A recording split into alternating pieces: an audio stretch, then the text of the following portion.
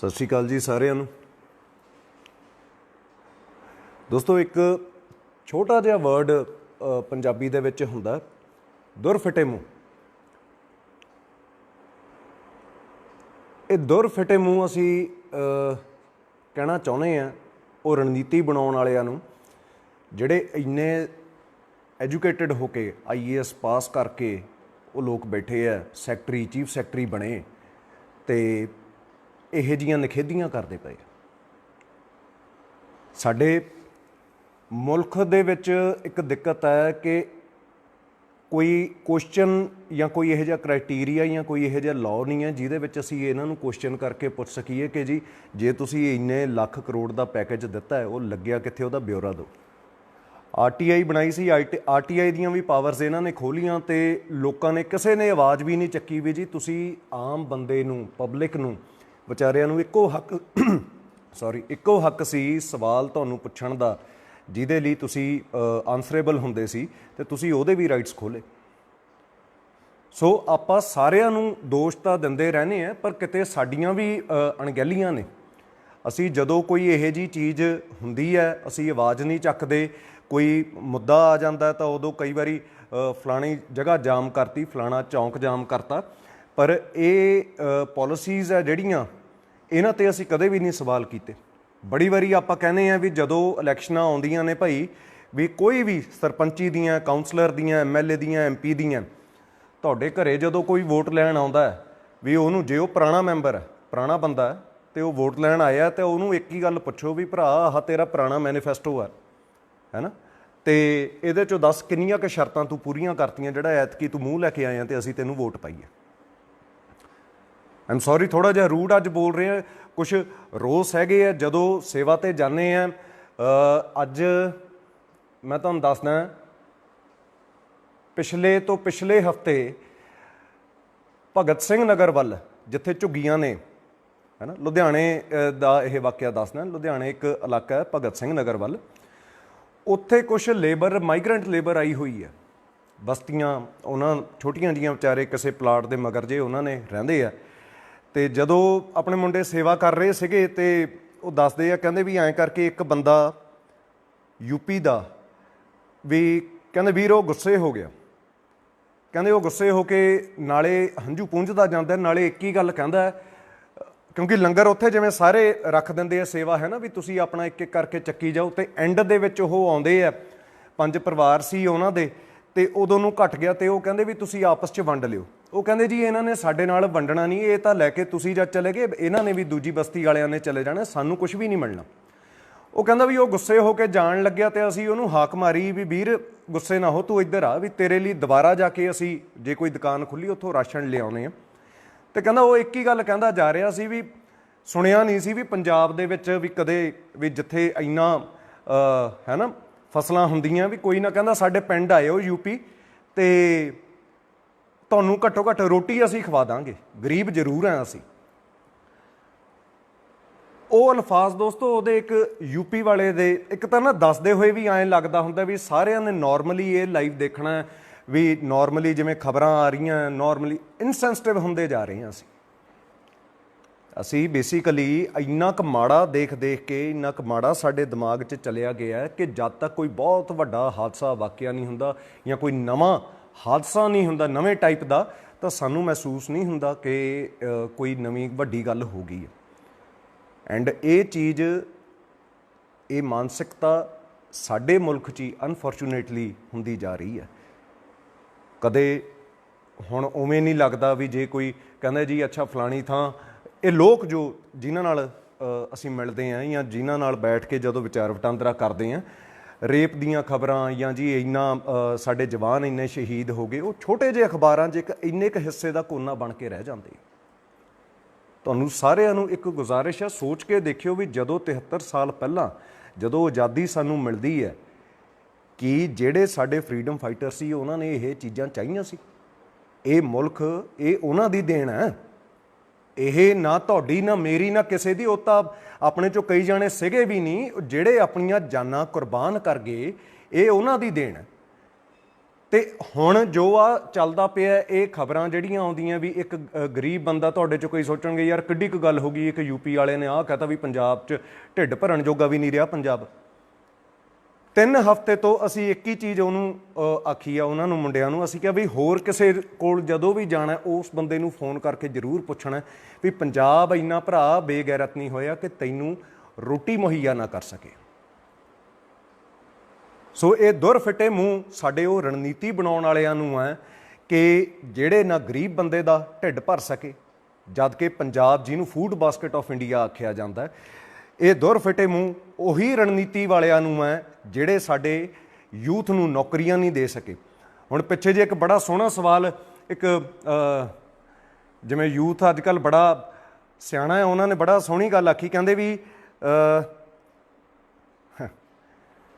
ਕਹਿੰਦੇ ਵੀਰ ਇੱਕ ਗੱਲ ਦੱਸੋ ਵੀ ਗਰੀਬ ਬੰਦੇ ਨੂੰ ਤਾਂ ਕਹਿ ਦਿੰਦੇ ਆ ਵੀ ਇਹ ਪਾਵਰਟੀ ਲਾਈਨ ਵਾਲਾ ਹੈ ਨਾ, ਵੀ ਪਾਵਰਟੀ ਲਾਈਨ ਵਾਲਾ ਵੀ ਇਹ 200 ਦਿਹਾੜੀ ਕਮਾਉਂਦਾ ਹੋਰ ਕਮਾਉਂਦਾ, ਤੇ ਜਿਹੜਾ ਸਾਡਾ ਇੰਨਾ ਯੂਥ ਪੰਜਾਬ 'ਚ ਵਿਹਲਾ ਬੈਠਾ ਹੈ ਇਹ ਤਾਂ ਵਿਚਾਰਾ ਫਿਰ ਪਾਵਰਟੀ ਲਾਈਨ ਵਾਲਾ ਵੀ ਨਹੀਂ ਹੋਇਆ।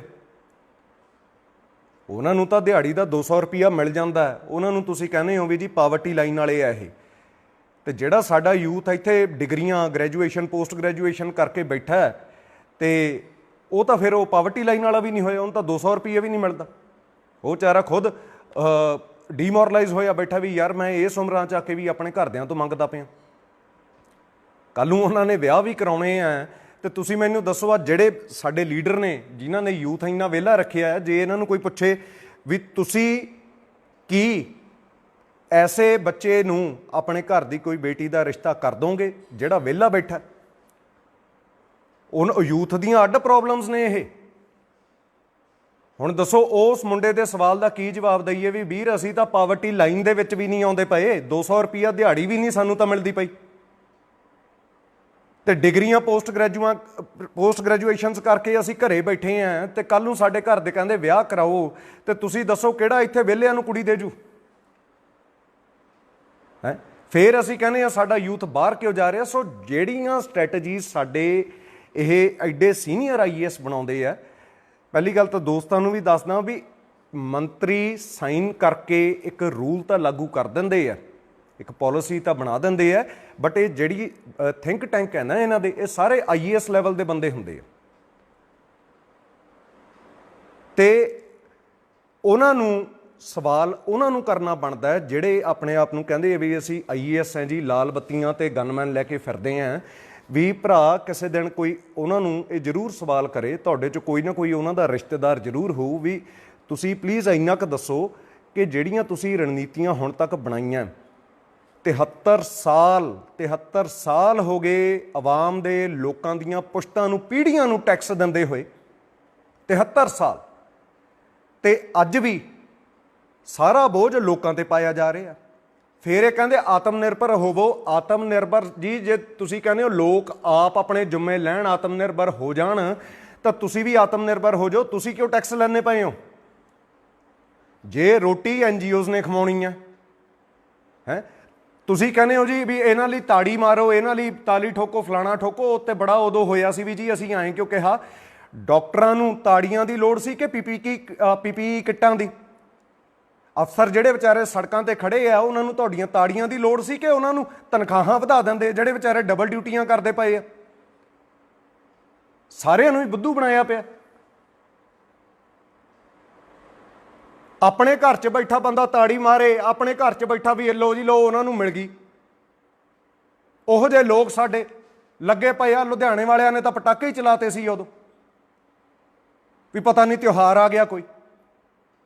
ਸੋ ਉਹਨਾਂ ਸੀਨੀਅਰ IAS ਲੈਵਲ ਦੇ ਬੰਦਿਆਂ ਨੂੰ ਅਸੀਂ ਘੱਟੋ ਘੱਟ ਇਹ ਸਵਾਲ, ਕਿਉਂਕਿ ਅਸੀਂ ਜਾਣਦੇ ਹਾਂ ਕਿ ਇਹ ਸਾਰੀਆਂ ਪਾਲਿਸੀਜ਼ ਕੌਣ ਬਣਾਉਂਦਾ, ਉਹਨਾਂ ਨੂੰ ਅਸੀਂ ਇਹ ਕੁਐਸਚਨ ਕਰਨਾ ਚਾਹੁੰਦੇ ਹਾਂ ਕਿ ਮਾੜਾ ਜਿਹਾ ਬਾਹਰ ਆਪਣੇ ਘਰ ਦੀ ਛੱਤ 'ਤੇ ਜਾਂ ਦਫ਼ਤਰ ਦੇ ਬਾਹਰ ਆ ਕੇ ਨਿਗਾਹ ਮਾਰੋ।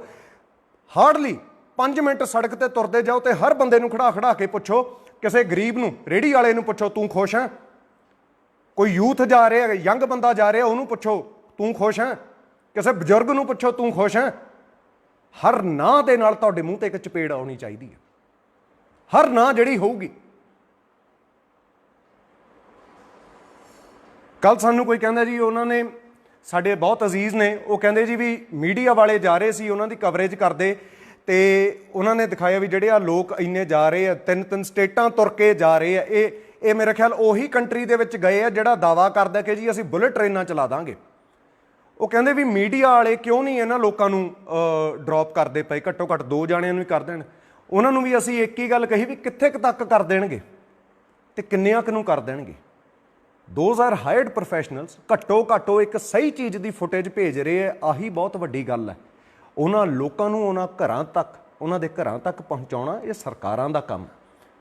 ਕਈ ਲੋਕ ਸਾਨੂੰ ਕਹਿਣਗੇ ਜੀ ਐਡਾ ਪੈਕੇਜ ਆ ਗਿਆ, ਐਡਾ ਪੈਕੇਜ ਆ ਗਿਆ।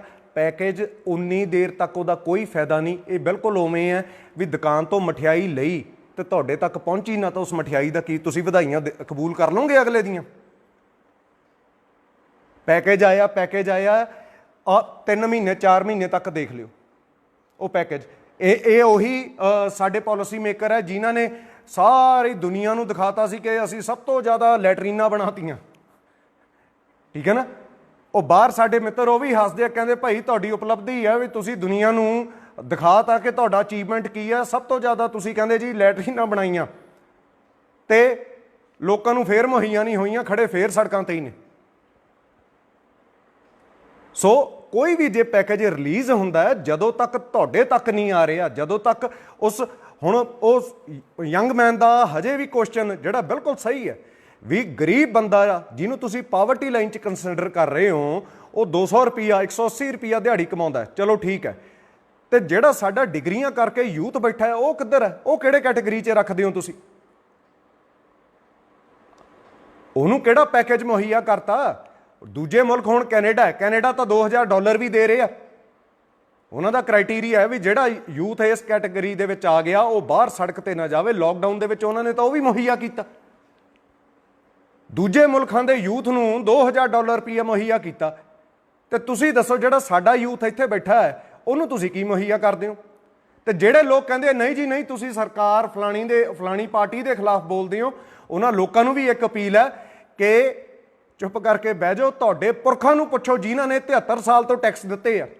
ਵਿਹਲੇ ਬੈਠੇ ਤੁਸੀਂ ਫੇਸਬੁੱਕ ਵਿਦਵਾਨ ਬਣ ਕੇ ਤੁਸੀਂ ਜਿਹੜਾ ਸਵਾਲ ਕਰਦੇ ਹੋ ਨਾ, ਇਹ ਆਪਣੇ ਉਹਨਾਂ ਪੁਰਖਾਂ ਨੂੰ ਪੁੱਛੋ ਜਿਨ੍ਹਾਂ ਨੇ 73 ਸਾਲ ਹੋ ਗਏ, ਉਹ ਤੋਂ ਪਹਿਲਾਂ ਜਿਨ੍ਹਾਂ ਨੇ ਕੁਰਬਾਨੀਆਂ ਦਿੱਤੀਆਂ, ਉਹ ਤੋਂ ਬਾਅਦ ਜਿਨ੍ਹਾਂ ਨੇ ਟੈਕਸ ਦਿੱਤੇ ਆ। ਤੇ ਹੁਣ ਉਹੀ ਬੋਝ ਤੁਹਾਡੇ ਫਾਦਰ ਤੇ ਪਾਇਆ ਜਾ ਰਿਹਾ। ਫਾਦਰ ਤੁਹਾਡੇ ਘਰੇ ਬੈਠੇ ਆ, ਉਹਨਾਂ ਦੇ ਕਾਰਖਾਨੇ ਬੰਦ ਹੈ, ਉਹਨਾਂ ਦੀ ਜੌਬ ਕੋਈ ਨਹੀਂ, ਉਹ ਤੁਹਾਨੂੰ ਪਾਲਦੇ ਪਏ ਆ, ਤੇ ਤੁਸੀਂ ਘਰੇ ਬੈਠੇ ਸਾਨੂੰ ਸਵਾਲ ਕਰਦੇ ਹੋ ਕਿ ਨਾ ਜੀ ਫਲਾਣੀ ਪਾਰਟੀ ਬਾਰੇ ਨਾ ਬੋਲੋ। ਕਾਕਾ ਪਹਿਲਾਂ ਕੰਮ ਕਰੋਗੇ ਤੁਹਾਨੂੰ ਪਤਾ ਚੱਲੂ ਕਿ ਘਰ ਬੈਠਾ ਬੰਦਾ ਨਾ ਉਹਦੀ ਕਿਸ਼ਤ ਮਾਫ ਹੋਈ, ਘੱਟੋ ਘੱਟ ਕਿਸ਼ਤਾਂ ਹੀ ਮਾਫ ਹੋ ਜਾਣ। ਹਰ ਘਰ 'ਚ ਕਲੇਸ਼ ਪਾਇਆ ਹੋਇਆ, ਹਰ ਘਰ 'ਚ ਨਾ ਪਾਲਿਸੀ ਮੇਕਰਸ ਨੇ ਕਲੇਸ਼ ਪਾਇਆ ਹੋਇਆ। ਮਕਾਨ ਮਾਲਕ ਕਹਿੰਦਾ ਜੀ ਮੈਂ ਕਿੱਥੋਂ ਖਾਊਂ ਜੇ ਮੈਨੂੰ ਕਿਰਾਇਆ ਨਹੀਂ ਆਊ, ਕਿਰਾਏਦਾਰ ਕਹਿੰਦੇ ਜੀ ਮੈਂ ਕਿੱਥੋਂ ਦੇਵਾਂ ਜੇ ਮੈਂ ਕਮਾਉਂਦਾ ਨਹੀਂ ਪਿਆ।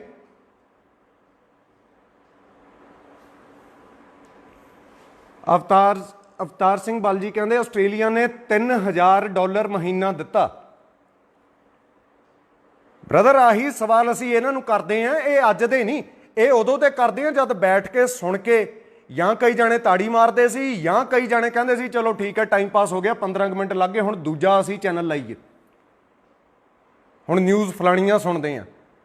ਜੇ ਇਹੀ ਸਵਾਲ ਜਦ MP ਦੀਆਂ ਇਲੈਕਸ਼ਨਾਂ ਆਈਆਂ, MLA ਦੀਆਂ ਆਉਂਦੀਆਂ, ਸਰਪੰਚ ਦੀਆਂ, ਕਾਉਂਸਲਰ ਦੀਆਂ ਆਉਂਦੀਆਂ, ਜੇ ਉਦੋਂ ਇਹਨਾਂ ਨੇ ਪੁੱਛਿਆ ਹੋਵੇ ਨਾ ਇਹ ਵੀ ਜਦੋਂ ਭਾਈ ਉਹ ਸਾਡੇ ਘਰੇ ਆਉਂਦੇ ਆ ਵੀ ਆ ਪੁਰਾਣਾ ਮੈਨੀਫੈਸਟੋ ਤਾਂ ਭਰਾ ਤੇਰਾ ਖਾਲੀ ਪਿਆ, ਇੱਕ ਧੇਲੇ ਦਾ ਕੰਮ ਤੂੰ ਕੀਤਾ ਨਹੀਂ, ਤੇ ਅੱਜ ਤੈਨੂੰ ਸਵਾਲ ਆਉਂਦੇ ਆ, ਅੱਜ ਤੂੰ ਫੇਰ ਵੋਟ ਲੈਣ ਆ ਗਿਆ, ਇਹ ਫਿਰ ਦਿੱਕਤਾਂ ਨਾ ਆਉਂਦੀਆਂ। ਸੋ ਕਿਤੇ ਨਾ ਕਿਤੇ ਜੋ ਅਸੀਂ ਕਸ਼ਟ ਭੋਗਦੇ ਹਾਂ, ਜੋ ਸਾਡਾ ਮੁਲਕ ਦੁੱਖ ਭੋਗਦਾ, ਇਹ ਕਿਤੇ ਨਾ ਕਿਤੇ ਸਾਡੇ ਲੋਕ ਵੀ ਬਰਾਬਰ ਦੇ ਜ਼ਿੰਮੇਵਾਰ ਹੈ। ਜਦੋਂ ਕਹਿੰਦੇ ਆ ਭਾਈ ਸਾਡਾ ਫਲਾਣੇ ਲੀਡਰ ਨਾਲ ਲਿਹਾਜ਼ ਆ, ਸਾਡਾ ਫਲਾਣੇ ਪਾਰਟੀ ਨਾਲ ਲਿਹਾਜ਼ ਆ, ਜਾਂ ਸਾਨੂੰ ਬੜਾ ਸੋਹਣਾ ਇਹਨਾਂ ਦਾ ਝੰਡਾ ਲੱਗਦਾ, ਇਹ ਆਹੀ ਉਹ ਗਰੀਬ ਬੰਦਾ ਜਿਨ੍ਹਾਂ ਦੇ ਪੈਰ ਫਟੇ ਆ, ਜਿਹੜੇ ਵਿਲਕਦੀਆਂ ਹੋਈਆਂ ਮਾਵਾਂ ਗਈਆਂ, ਜਿਨ੍ਹਾਂ ਦੇ ਇੰਨੀਆਂ ਮੌਤਾਂ ਹੋਈਆਂ, ਉਹ ਕਿਹਦੇ ਜ਼ਿੰਮੇ ਫਿਰ ਪਾਉਂਗੇ? ਬੁਲਟ ਟ੍ਰੇਨਾਂ ਚਲਾਉਣੀਆਂ ਹਜੇ ਕਹਿੰਦੇ।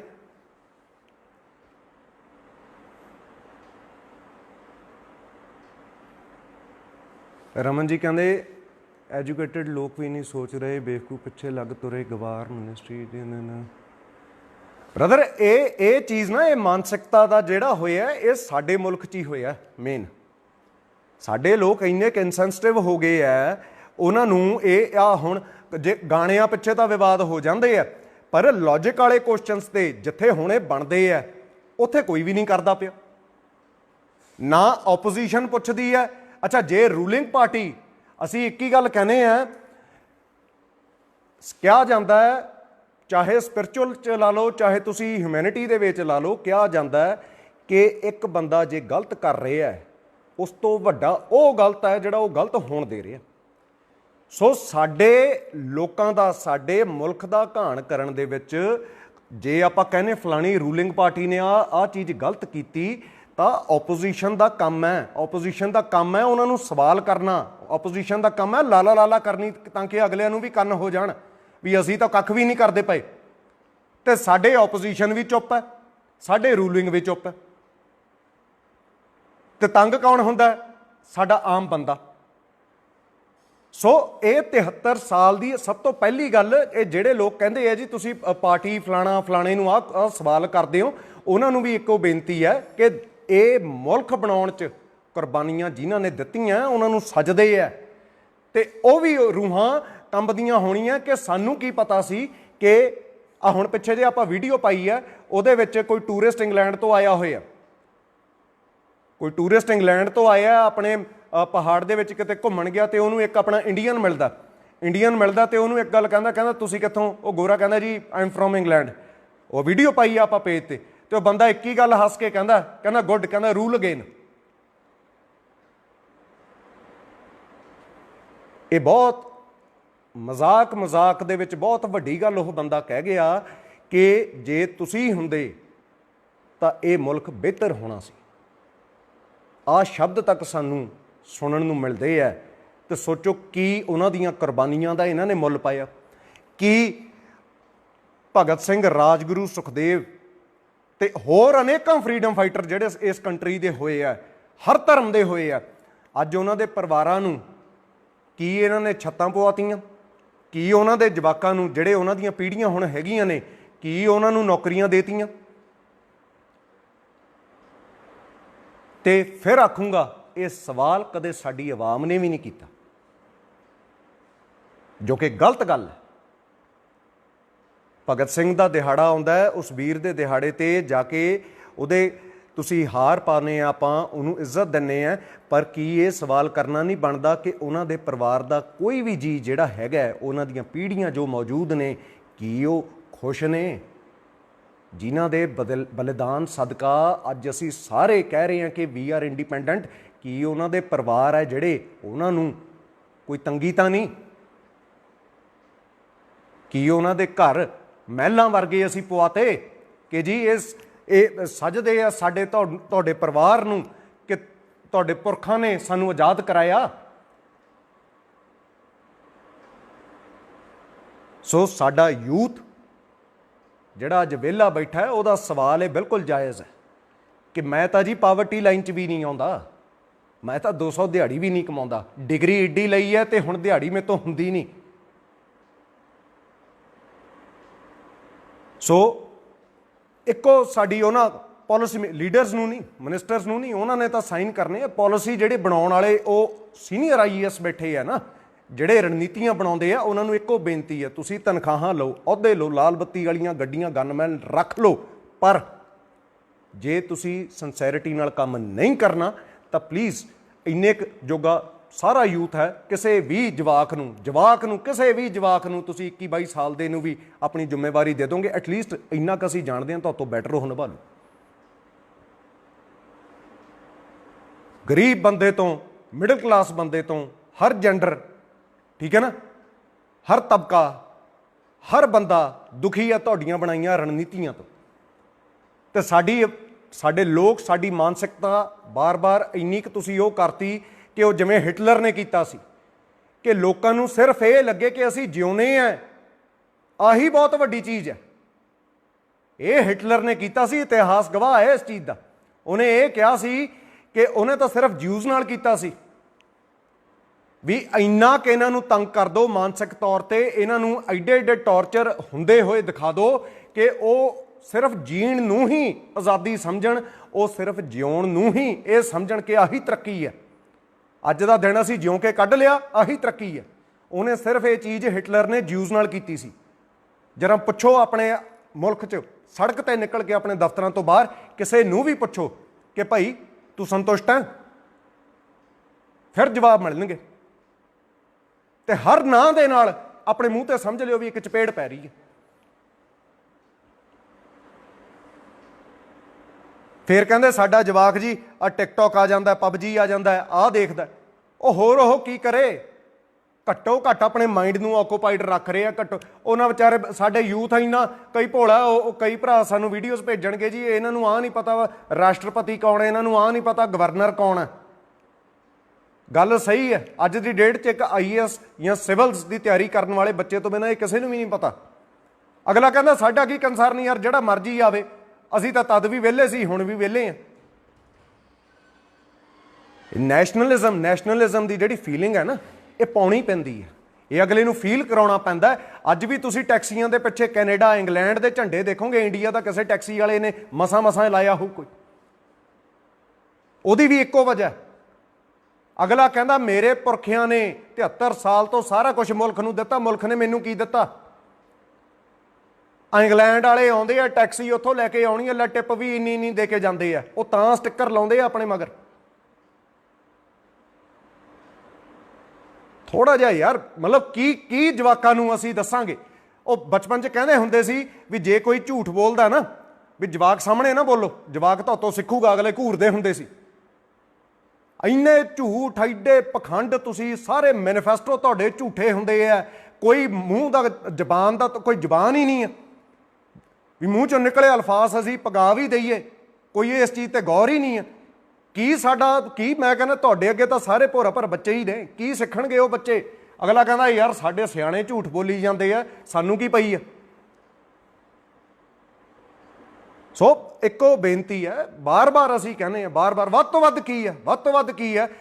ਯੂਤਾ ਆ ਵੀ ਕਹਿੰਦਾ ਕਿ ਭਰਾ ਜੇ ਤੁਹਾਤੋਂ ਨਹੀਂ ਪਾਲਿਆ ਜਾਂਦਾ, ਘੱਟੋ ਘੱਟ ਬਾਰਡਰ ਖੋਲ੍ਹ ਦਿਓ, ਅਸੀਂ ਆਪ ਹੀ ਜਿਹੜੇ ਮਰਜ਼ੀ ਮੁਲਕ 'ਚ ਜਿਹੜਾ ਸਾਨੂੰ ਵਿਚਾਰਾ ਵਾੜਦਾ ਅਸੀਂ ਉੱਥੇ ਚਲੇ ਜਾਵਾਂਗੇ। ਅਗਲੇ ਆਹ ਕਹਿੰਦੇ, ਫਿਰ ਵੀ ਕੋਈ ਬੇਸ਼ਰਮੀ ਨਹੀਂ, ਕੋਈ ਇਹ ਮਹਿਸੂਸ ਨਹੀਂ ਹੁੰਦਾ ਵੀ ਇਹ ਇੱਕ ਬੱਚੇ ਦਾ ਤਨ ਹੈ।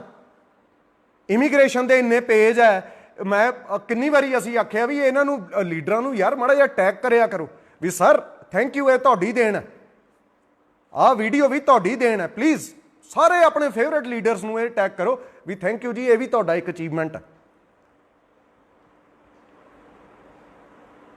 ਉਹ ਗਰੀਬ ਬੰਦਾ ਜੋ ਕਹਿ ਕੇ ਗਿਆ ਨਾ, ਉਹ ਜਿਹੜਾ ਭਗਤ ਸਿੰਘ ਨਗਰ ਦੇ ਵਿੱਚ ਜਿੱਥੇ ਉਹ ਸੇਵਾ ਲਈ ਮੁੰਡੇ ਗਏ ਆ ਵੀ ਹਮਾਰਾ ਇੱਕ ਛੋਟਾ ਸਾ ਖੇਤ ਹੈ, ਕभी आओ वहाँ भूखा नहीं मरने देंगे। ਇਹ ਸਾਡੇ ਕਿਸਾਨ ਦੀ ਫੂਡ ਬਾਸਕਟ ਆਫ ਇੰਡੀਆ ਜਿਹੜੇ ਪੰਜਾਬ ਨੂੰ ਆਖਿਆ ਜਾਂਦਾ, ਸਾਡੇ ਕਿਸਾਨ ਦੀ ਗਤਾ ਹੈ। ਇਹ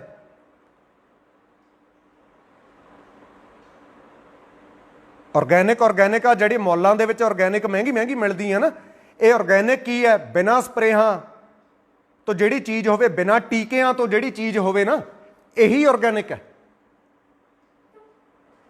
ਤੇ ਜੱਟ ਵਿਚਾਰਾ ਸਬਜ਼ੀ ਸੜਕਾਂ ਤੇ ਡੋਲਦਾ ਫਿਰਦਾ, ਕਿਸਾਨ ਵਿਚਾਰਾ ਰੁਲਦਾ ਫਿਰਦਾ, ਫਾਹੇ ਲੈਂਦਾ ਫਿਰਦਾ, ਉਹਦਾ 5000 ਮਾਫ ਨਹੀਂ ਹੁੰਦਾ। 68,702 ਕਰੋੜ ਉਹਨਾਂ ਡਿਫਾਲਟਰਾਂ ਦਾ, ਦੇਸ਼ ਦੇ ਗੱਦਾਰਾਂ ਦਾ ਤੁਸੀਂ ਮਾਫ ਕਰ ਦਿੰਦੇ ਹੋ, ਜਿਹੜੇ ਲੋਕਾਂ ਦੇ ਟੈਕਸਾਂ ਦਾ ਪੈਸਾ ਲੋਨ ਦੇ ਰੂਪ ਦੇ ਵਿੱਚ ਲੈ ਕੇ ਅੱਜ ਬਾਹਰ ਬੈਠੇ ਆ।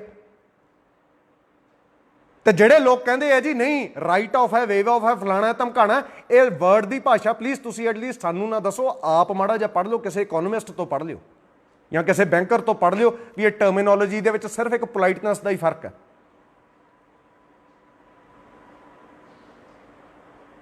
ਉਹਨਾਂ ਪਾਲਿਸੀ ਮੇਕਰਸ ਨੂੰ ਜ਼ਰੂਰ ਕਹੋ, ਤੁਹਾਡੇ ਚੋਂ ਕਿਸੇ ਨਾ ਕਿਸੇ ਦਾ ਰਿਸ਼ਤੇਦਾਰ ਜ਼ਰੂਰ IAS ਲੈਵਲ ਦਾ ਹੋਊਗਾ, ਉਹਨੂੰ ਇੱਕ ਗੱਲ ਜ਼ਰੂਰ ਪੁੱਛਿਓ ਵੀ ਜੀ ਤੁਸੀਂ ਪਾਲਿਸੀਆਂ ਬਣਾਉਂਦੇ ਹੋ, ਤੁਸੀਂ ਥਿੰਕ ਟੈਂਕਸ ਹੋ, ਤੇ ਮਾੜਾ ਜਿਹਾ ਚਾਚਾ ਜੀ, ਮਾਸੜ ਜੀ ਜਾਂ ਜੋ ਵੀ ਹੈ ਨਾ, ਮਾੜਾ ਜਿਹਾ ਦੱਸਿਓ ਵੀ ਬਾਹਰ ਗਲੀ ਦੇ ਵਿੱਚ ਵੀ ਜਾ ਕੇ ਕਿਹੜਾ ਬੰਦਾ, ਇੱਕ ਪੂਰੀ ਗਲੀ ਦਿਖਾ ਦਿਓ ਜਿਹੜੀ ਸੰਤੁਸ਼ਟ ਹੋਵੇ। ਤੇ ਜਦੋਂ ਸਾਡੇ ਫੰਕਸ਼ਨਾਂ ਤੇ ਤੁਸੀਂ ਆਉਨੇ ਹੋ, ਜਦੋਂ ਵਿਆਹਾਂ ਸ਼ਾਦੀਆਂ 'ਚ ਤੁਸੀਂ ਸਭ ਤੋਂ ਚੌੜੇ ਹੋ ਕੇ ਬੈਠਦੇ ਹੋ, ਹਮ IAS ਹੈ। ਔਰ ਲਾਹਨਤ ਹੈ ਯਾਰ ਐਸੇ ਅਹੁਦਿਆਂ ਤੇ, ਹਰ ਬੰਦਾ ਤੁਸੀਂ ਜਵਾਹ ਕਰਵਾਏ ਪਏ ਆ, ਗਰੀਬ ਰਵਾਏ ਪਏ ਆ, ਮਾਵਾਂ ਰੁਲਦੀਆਂ ਫਿਰਦੀਆਂ। ਫਰੀਡਮ ਫਾਈਟਰ ਸਾਡੇ ਜਿਹੜੇ, ਉਹਨਾਂ ਦੇ ਵਿਚਾਰਿਆਂ ਦੇ ਪਰਿਵਾਰ ਰੁਲ ਗਏ, ਕਦੇ ਉਹਨਾਂ ਦੀ ਕਿਸੇ ਨੇ ਬਾਤ ਨਹੀਂ ਪੁੱਛੀ। ਕਿਸਾਨ ਵਿਚਾਰਾ ਰੁਲ ਗਿਆ, ਮੌਲਾਂ ਦੇ ਵਿੱਚ ਜਾ ਕੇ ਉਹੀ ਸਬਜ਼ੀ ਜਿਹੜੀ ਉਹ ਸੜਕਾਂ ਤੇ ਸੁੱਟ ਰਿਹਾ 10 ਗੁਣਾ ਰੇਟ ਤੇ ਮਿਲਦੀ ਪਈ ਆ। ਤੇ ਇਹ ਤੁਸੀਂ ਪਾਲਿਸੀਆਂ ਬਣਾ ਕੇ ਕਹਿੰਦੇ ਹੋ ਜੀ ਉਹਨਾਂ ਫੰਕਸ਼ਨਾਂ ਤੇ ਆਪਣੇ ਰਿਸ਼ਤੇਦਾਰੀ ਦੇ ਵਿੱਚ ਜਾ ਕੇ ਮੁੱਛਾਂ ਨੂੰ ਵੱਟ ਦੇ ਕੇ ਹਮ ਤੋਂ ਜੀ ਇਹ ਸ਼ਰਮ ਆਉਣੀ ਚਾਹੀਦੀ। ਦੋਸਤੋ ਆਉਣ ਵਾਲੇ ਕੁਝ ਦਿਨਾਂ ਤੱਕ ਅਸੀਂ ਸਾਈਕੋਲੋਜੀ ਦੀਆਂ ਹੁਣ ਇਜਾਜ਼ਤ ਲੈਣਾ ਤੁਹਾਤੋਂ। ਉਹੀ ਹੈ ਨਾ ਵੀ ਬੋਲਣ ਦਾ ਫਾਇਦਾ ਕੀ? ਬੋਲਣ ਦਾ ਤਾਂ ਫਾਇਦਾ ਤਾਂ ਹੈ ਜੇ ਸਾਡੇ ਬੋਲਿਆਂ ਤੇ ਸਾਡੇ ਆਵਾਮ ਦੇ ਜਾਂ ਸਮਾਜ ਸੇਵਕਾਂ ਤੇ ਬੋਲਣ ਨਾਲ ਕੁਝ ਹੁੰਦਾ। ਠੀਕ ਹੈ ਨਾ।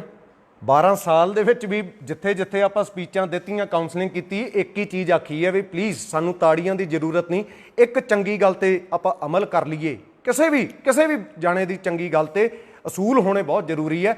ਇਹਨਾਂ ਬਜ਼ੁਰਗਾਂ ਤੋਂ ਘੱਟੋ ਘੱਟ ਅਸੀਂ ਨਾ ਸਿੱਖੀਏ ਜਿਹੜੇ ਆਪਣੇ ਵਾਅਦਿਆਂ ਦੇ ਪੱਕੇ ਨਹੀਂ, ਜਿਹੜੇ ਆਪਣੇ ਸ਼ਬਦਾਂ ਦੇ ਪੱਕੇ ਨਹੀਂ ਆ। ਕੁਛ ਦਿਨਾਂ ਤੱਕ ਆਪਾਂ ਵੀਡੀਓਜ਼ ਕਰਨ ਲੱਗੇ ਹਾਂ ਸਾਈਕੋਲੋਜੀ ਤੇ ਨੌਲੇਜ ਦੋਨਾਂ ਦੀਆਂ, ਤੇ ਉਮੀਦ ਹੈ ਇਸ ਚੀਜ਼ ਨਾਲ ਇਹ ਲੋਕਡਾਊਨ ਦੇ ਵਿੱਚ ਐਟਲੀਸਟ ਜਿਹੜਾ ਕੁਛ ਕੰਸਟਰਕਟਿਵ ਤੇ ਕੁਛ ਪ੍ਰੋਡਕਟਿਵ ਮਾਈਂਡ ਦੇ ਵਿੱਚ ਜਿਹੜਾ ਸਾਰਿਆਂ ਦੇ ਆਵੇ, ਤੇ ਜਿਹੜੇ ਡੀਮੋਰਲਾਈਜ਼ ਜਾਂ ਹਾਰੇ ਬੈਠੇ ਆ, ਲੋੜ ਨਹੀਂ ਹਾਰਨ ਦੀ। ਜ਼ਿੰਦਗੀ ਬਹੁਤ ਇੰਨੀ ਕੁ ਹੁੰਦੀ ਹੈ ਕਿ ਖਾਲੀ ਮੈਦਾਨ ਹੈ, ਜਿੰਨੀ ਮਰਜ਼ੀ ਖੇਤੀ ਕਰ ਲਈ ਹੈ। ਇਹਨਾਂ ਦੁੱਖਾਂ ਨੇ, ਇਹਨਾਂ ਕਸ਼ਟਾਂ ਨੇ ਹੀ ਬਣਾਉਣਾ। ਤਾਂ ਹੀ ਸਾਡੇ ਲੋਕ ਜਿਹੜੇ ਇੱਥੋਂ ਬਾਹਰ ਜਾਂਦੇ ਆ ਉਹ ਕਾਮਯਾਬ ਨੇ, ਉਹ ਮਿਹਨਤੀ ਨੇ, ਤੇ ਗੋਰੇ ਜੈਲਸ ਵੀ ਉਹਨਾਂ ਤੋਂ ਤਾਂ ਹੀ ਕਰਦੇ ਆ। ਸੋ ਉਹ ਸਾਰੇ ਯੂਥ ਨੂੰ ਇੱਕੋ ਬੇਨਤੀ ਹੈ ਕਿ ਹਿੰਮਤ ਹਾਰਨ ਦੀ ਜਾਂ ਢਹਿਣ ਦੀ ਲੋੜ ਨਹੀਂ। ਅੱਜ ਇੱਕ ਬਹੁਤ ਮੰਦਭਾਗੀ ਇੱਕ ਘਟਨਾ ਹੋਈ ਹੈ ਅੰਮ੍ਰਿਤਸਰ ਦੇ ਵਿੱਚ। ਵਿਚਾਰਾ ਇੱਕ ਨੌਜਵਾਨ, ਉਹਦੀ ਨੌਕਰੀ ਚਲੀ ਗਈ ਸੀ, ਪਰਿਵਾਰ ਹੈ ਪਿੱਛੇ, ਤੇ ਉਹ ਸੁਸਾਈਡ ਕਰ ਗਿਆ, ਹੈ ਨਾ। ਤੇ ਕਹਿੰਦੇ ਅਖੀਰਲੇ ਦਿਨਾਂ ਦੇ ਵਿੱਚ ਵਿਚਾਰੇ ਨੇ, ਵੀਰ ਨੇ ਬ੍ਰੈਡ ਖਾ ਕੇ ਗੁਜ਼ਾਰਾ ਕੀਤਾ, ਤੇ ਮੰਗ ਤਾਂ ਨਹੀਂ ਪਾਇਆ ਕਿਉਂਕਿ ਮਿਡਲ ਕਲਾਸ ਦਾ ਉਹ ਸੀਗਾ। ਸੋ ਪਲੀਜ਼ ਇਹਨਾਂ ਦਿਨਾਂ ਦੇ ਵਿੱਚ ਆਪਣੇ ਆਪ ਨੂੰ ਮੈਂਟਲੀ ਜਿਹੜਾ ਮਜ਼ਬੂਤ ਰੱਖੋ, ਤੇ ਕੋਈ ਗੱਲ ਨਹੀਂ, ਇਹ ਮੁਲਕ ਬਣਾਵਾਂਗੇ ਜੋ ਸਾਡੇ ਆਜ਼ਾਦੀ ਦਿਵਾਉਣ ਵਾਲੇ ਉਹ ਵੀਰ ਸੋਚ ਕੇ ਗਏ। ਘੱਟੋ ਘੱਟ ਉਨੀ ਦੇਰ ਲਾਹਣਤਾਂ ਜ਼ਰੂਰ ਪਾਵਾਂਗੇ। ਕਰੋਨਾ ਨੇ ਤਾਂ ਇੱਕ ਕਮਾਲ ਜ਼ਰੂਰ ਕੀਤਾ ਕਿ ਸਾਰੇ ਜਿਹੜੇ ਆਪਣੇ ਏਸੀਆਂ ਦੇ ਕਮਰੇ 'ਚ ਬੈਠੇ ਸੀ, ਜਿਹੜੇ ਸੋਚਦੇ ਸੀ ਵੀ ਅਸੀਂ ਫਲਾਣੀ ਥਾਂ ਵੀ ਲੁੱਟ ਲਾਂਗੇ, ਫਲਾਣਾ ਵੀ ਲੁੱਟ ਲਾਂਗੇ, ਹੈ ਨਾ, ਹੁਣ ਜਦੋਂ ਉਹਨਾਂ ਨੂੰ ਦੇਣਾ ਪੈ ਰਿਹਾ ਹੈ, ਘੱਟੋ ਘੱਟ ਉਹਨਾਂ ਨੂੰ ਇਹ ਪਤਾ ਚੱਲ ਗਿਆ ਵੀ ਨਹੀਂ ਭਾਈ, ਇਹ ਜ਼ਿੰਮੇਵਾਰੀਆਂ ਮਜ਼ੇ ਲਈ ਜਾਂ ਸ਼ੌਕ ਲਈ ਨਹੀਂ ਆ। ਘੱਟੋ ਘੱਟ ਅਹੁਦੇ ਆ ਜਿਹੜੇ ਜ਼ਿੰਮੇਵਾਰੀਆਂ ਵੀ ਹੁੰਦੇ ਆ, ਤੇ ਹੁਣ ਸਾਨੂੰ ਜੇ ਅਸੀਂ ਨਹੀਂ ਦੇਵਾਂਗੇ ਤਾਂ ਜਨਤਾ ਦੀਆਂ ਗਾਲਾਂ ਤੇ ਜੁੱਤੀਆਂ ਤੋਂ ਨਹੀਂ ਅਸੀਂ ਬਚ ਸਕਦੇ। ਇਹ ਚੀਜ਼ ਕਰੋਨਾ ਨੇ ਜ਼ਰੂਰ ਕੀਤੀ। ਅੰਤ ਦੇ ਵਿੱਚ ਖੁਸ਼ ਰਹੋ, ਤੰਦਰੁਸਤ ਰਹੋ, ਪਰਮਾਤਮਾ ਮਿਹਰ ਕਰੇ ਆਪ ਸਭ ਦੇ ਪਰਿਵਾਰਾਂ ਤੇ, ਆਪਣੀ ਇਸ ਨਗਰੀ ਤੇ। ਸ਼ੁਕਰੀਆ ਜੀ।